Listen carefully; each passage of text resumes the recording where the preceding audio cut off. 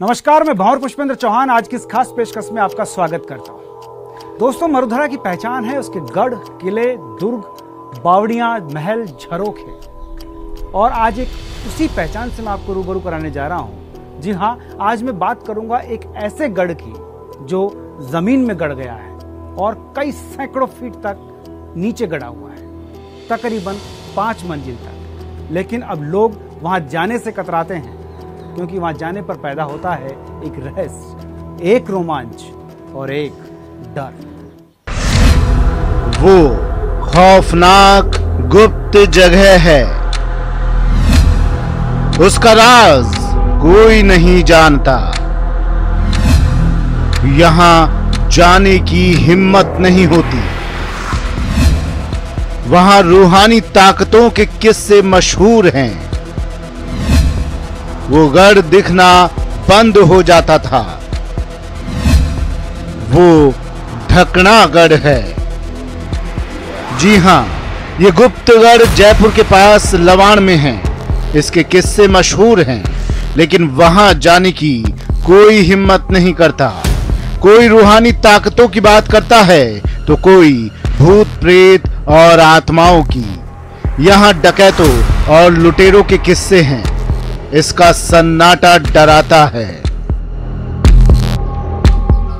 नहीं सर, वहाँ जो कोई बच्चे जाते हैं उनको भी मतलब भय लगता है, डर लगता है भूत का, भूतनी का, कोई डाकण का। और बड़े भी दिन में भी नहीं जाता, रात को तो बहुत ही ज्यादा डर लगता है उसमें। कैसा दिखता है वो क्या खंडर हो गया साहब, इसे फूट गए चारों तरफ से। और वो पहले के लोग कहते थे यहाँ वो भूत भूतनी है, वैसे हैं, डाकिन है, जो अब तो बिल्कुल नहीं जाते हैं बच्चे कोई भी। और बड़े भी नहीं जाते रात को भी। अब दिन में वहां जाने से क्या दिक्कत है? सब डर लगता है, भयभीत हो जाते हैं बच्चे। बिच्छू, सांप, भूत वगैरह ऐसा डर लगता है, जा ही नहीं सकता कोई।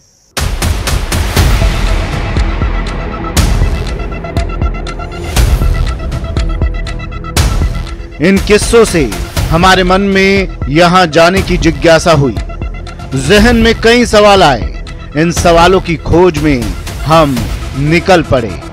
जयपुर से 50-60 किलोमीटर दूर बसे लवाण की ओर। लवाण कस्बे को पार कर जब हम उस गुप्त गढ़ पहुंचे, लवाण से 1 किलोमीटर दूर खेतों में वो जगह मिली जिसे लेकर लोगों की अपनी अपनी मान्यताएं हैं और कहानी किस्से हैं।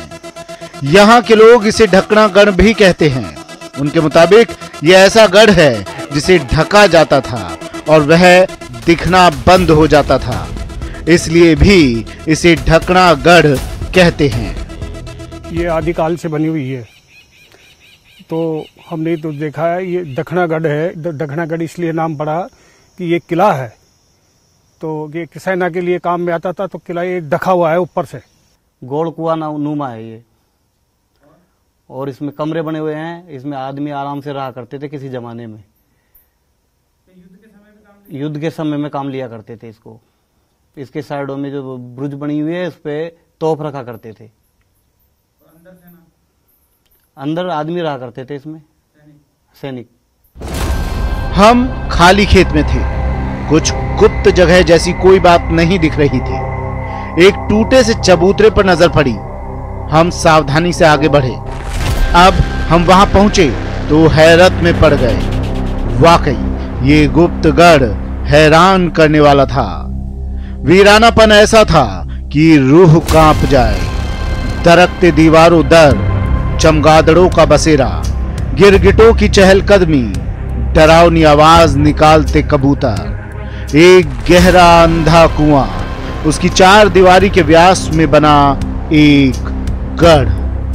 कई किस्से और कहानियां छिपाए खड़ा था। अब हम उस गढ़ में दाखिल होने वाले थे जहां था रहस्य, रोमांच और एक डर। आगे क्या कुछ हुआ सब कुछ जानेंगे, बस बने रहिए हमारे साथ। कैमरामैन भवानी सिंह शेखावत के साथ भंवर पुष्पेंद्र चौहान, न्यूज़ 18। और हम पहुंचे हैं उस रहस्यमय जगह पर जिसकी हम बात कर रहे थे। जब हम यहाँ पर होते हैं तो हमको लगता है कि हम खेतों में खड़े हैं, यहाँ कुछ भी नहीं है, लेकिन जब आगे बढ़ते हैं तो रहस्य से भरपूर वो जगह नजर आती है जो बावड़ी में महलनुमा बनी हुई है। तो आइए चलते हैं, उन तमाम रहस्यों को खोजने की कोशिश करते हैं इस बावड़ी नुमा महल में।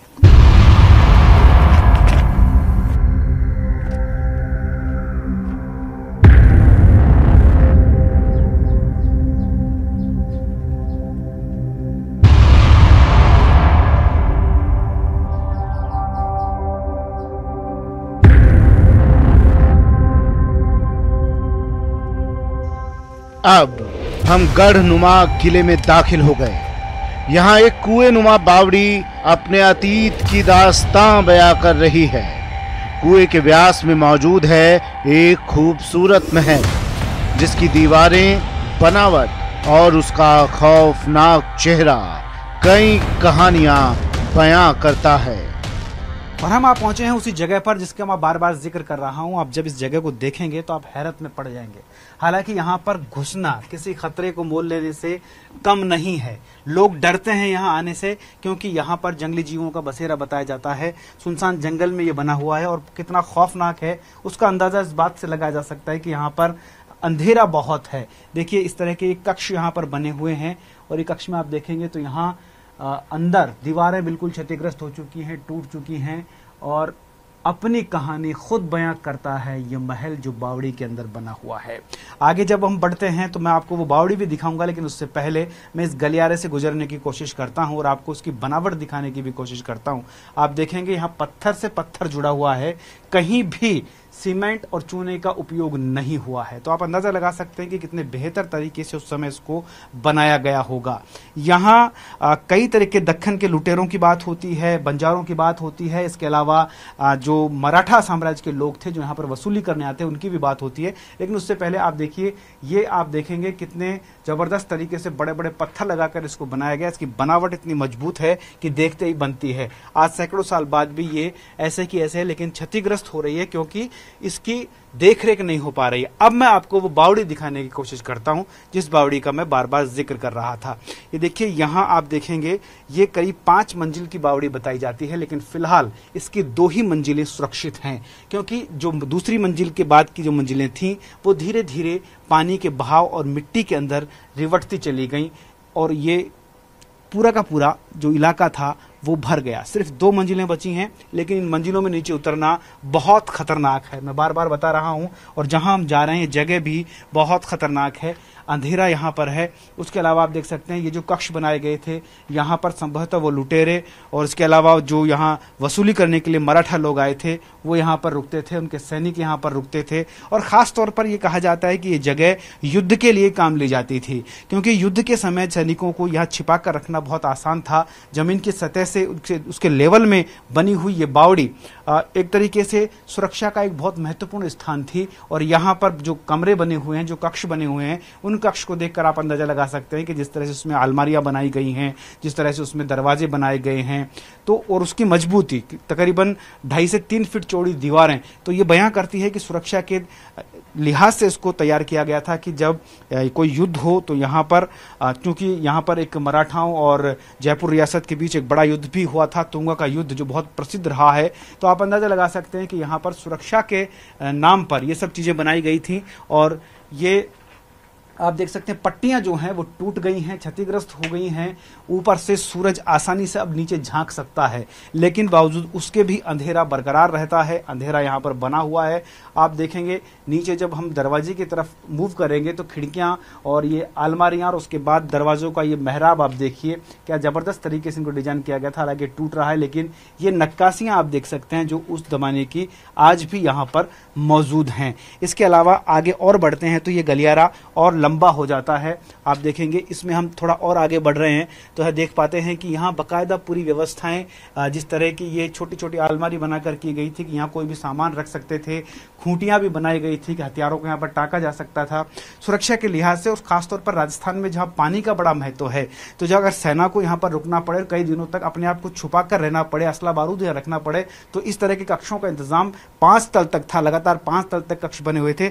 गर्मी यहाँ बहुत भयंकर है, मैं पसीने से तरबतर हूं। और पानी के लिहाज से देखिए ये बावड़ी बनाई गई थी कि अगर सेना को दिक्कत आए, यहाँ कई दिनों तक रुकना पड़े, तो पानी की कोई कमी ना रहे, उसका पूरा ध्यान रखा गया था। और 5 मंजिल तक गहरी ये बावड़ी बनाई गई थी, लेकिन फिलहाल ये बावड़ी सिर्फ 2 मंजिल की बची है और सुरक्षा के अभाव में दम तोड़ रही है। तो इसके बाद आइए मैं आपको लेकर चलता हूँ दूसरी मंजिल की तरफ जो नीचे जाती है। दूसरी मंजिल का रास्ता बहुत कठिन था, आगे बढ़ना मुश्किल था। डर, रहस्य और खौफ के किस्से भी जहन में थे। यहाँ के लोगों ने कहा था यहाँ एक बड़ा काला सांप रहता है जो खजाने की रक्षा करता है। लिहाजा हमने हर कदम फूंक फूंक कर रखा। न्यूज़ 18 की टीम दूसरी मंजिल पर नीचे उतरने को बेताब थी। इसके बाद हमारी टीम नीचे उतरी भी, लेकिन क्या देखा वहां? इन किस्से कहानियों का कौन सा पहलू मिला वहां, जानेंगे। इस अनमोल विरासत की एक कहानी जारी रहेगी, बताएंगे आपको और भी इससे जुड़े हुए तमाम पहलुओं, लेकिन इस ब्रेक के बाद।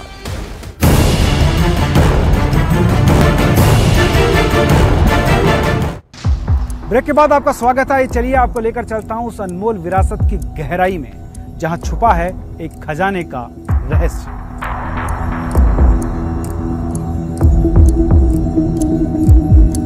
अब हम किले के नीचे उतरे। हमने जानने की कोशिश की कि नीचे की मंजिल पर क्या है। गांव वालों ने बताया था इन महलों में रहवास था। पुराने समय के चूल्हे, बर्तन, पत्थर की चक्कियां यहां मिली। यहाँ बने कक्ष इस बात के गवाह हैं कि एक बड़ा तबका यहाँ रहता था। लोगों और इतिहासकारों के मुताबिक ये गढ़ 5 मंजिल का था, जिसमें से नीचे के तल कवर्ड हैं और अब सिर्फ 2 ही तल नजर आते हैं। बड़ी बात यह है कि ऊपर से जब गढ़ को देखते हैं तो एक चबूतरा जैसा दिखाई देता है, लेकिन अंदर खोदकर इसमें काफी बड़ा महल बनाया गया था। पानी के लिए कुएं को बावड़ी की शेप भी दी गई थी। पुराने जमाने का किला हुआ करता था। उस जमाने में पानी का स्रोत बावड़ी और ये किला हुआ करता था।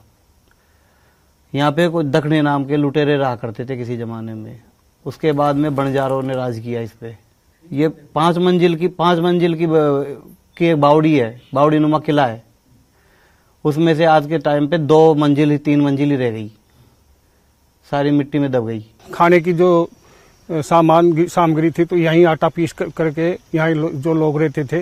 2-4 चक्कियाँ भी थी, चूल्हे चाकी भी थे जो खाना बनाने के लिए काम में आती थी, क्योंकि गुप्त रूप था यहाँ।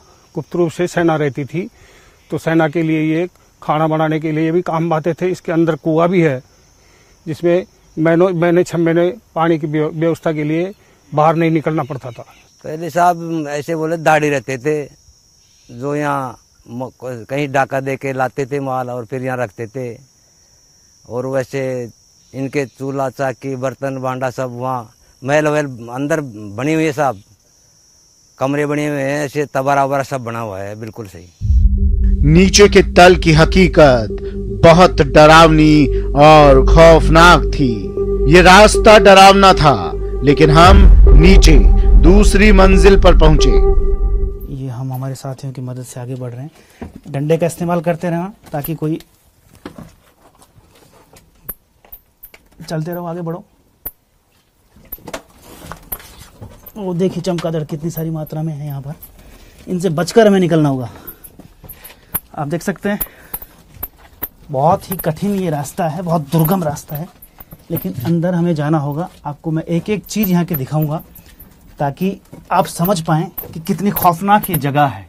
क्योंकि लुटेरों का यह स्थान रहा, मराठों के छिपने की जगह रही, उसके अलावा दक्षिणी लुटेरे जो थे वो यहाँ पर छिपा करते थे।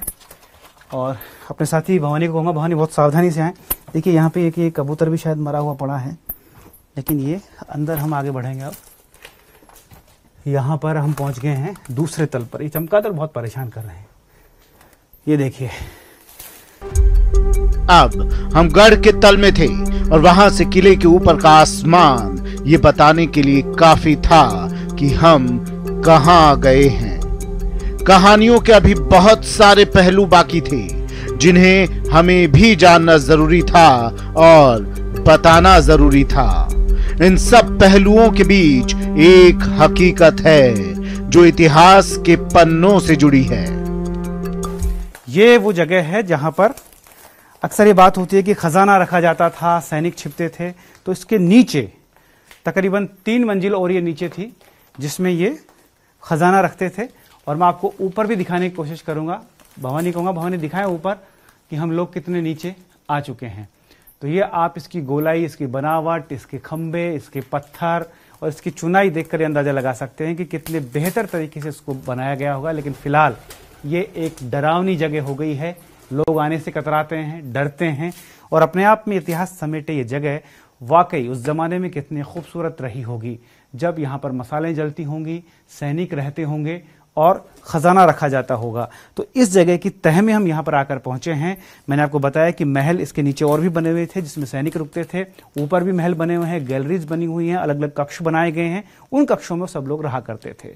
मराठाओं ने इसको करीबन 1787 के आसपास इसे अपनी आरामगाह बनाया एक तरीके से, जो यहाँ पर वसूली करने आते थे। आप और देख सकते हैं ऊपर जिस तरह की बनावट है।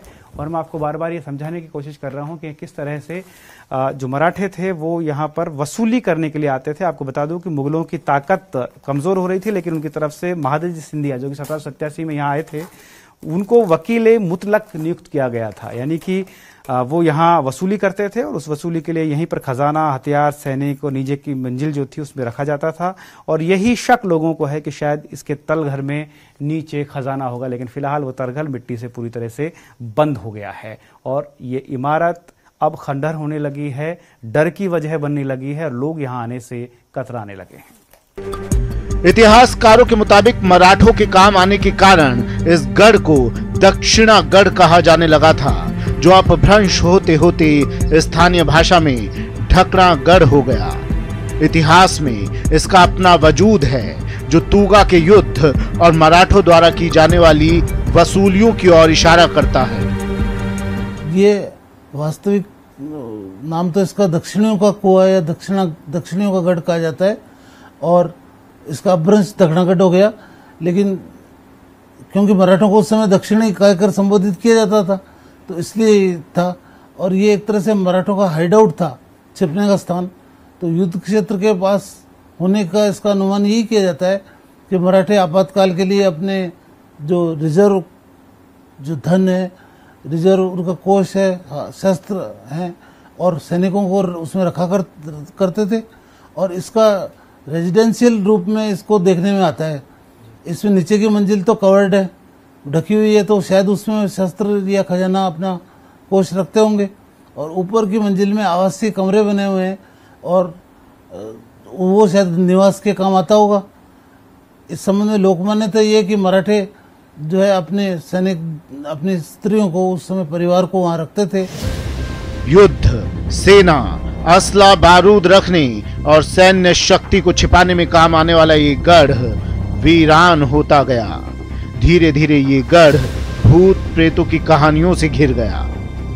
देखिए, अनेक वर्षों तक कोई भी मॉन्यूमेंट निर्जन या वीरान रहता है तो उसके साथ कई कहानी, किस्से, मान्यताएं जुड़ जाती हैं और इस कारण से लोग वहां जाते हुए भय महसूस करते हैं। एक दूसरा कारण भी है कि लोगों ने धन के लालच में जो जनश्रुतियाँ इसके साथ जुड़ी हुई है उसको स्थान स्थान पर खोद डाला। कई जगह उसके जो है खिड़कियाँ, वेंटिलेटर टूटे हुए हैं और पक्षियों का, चमगादड़ों का बसेरा है। तो इस कारण भी लोग खौफ खाते हैं उसमें जाते हुए, सुरक्षा के हिसाब से भी, और बहुत वर्षों तक वीरान रहने के कारण भी वहाँ जाना कोई पसंद नहीं करता। मजबूरी में, कोई व्यवस्था में लोग जाते हैं। यहाँ तक कि जो किसान वहाँ खेती करते हैं आसपास में, वो भी कभी कभार ही उसमें खाली चबूतरे का उपयोग बैठने के लिए करते हैं, उसकी पाल का, बाकी अंदर जाने की कोशिश नहीं करते, अवॉइड करते हैं उसको। ढकणागढ़ को लेकर भले ही लोगों में डर हो, लेकिन हमें वहां ऐसा कोई डर नहीं मिला। हाँ, एक डर जरूर था। वो क्या था बताएंगे आपको, बस बने रहिए हमारे साथ। कैमरामैन भवानी सिंह शेखावत के साथ भंवर पुष्पेंद्र चौहान।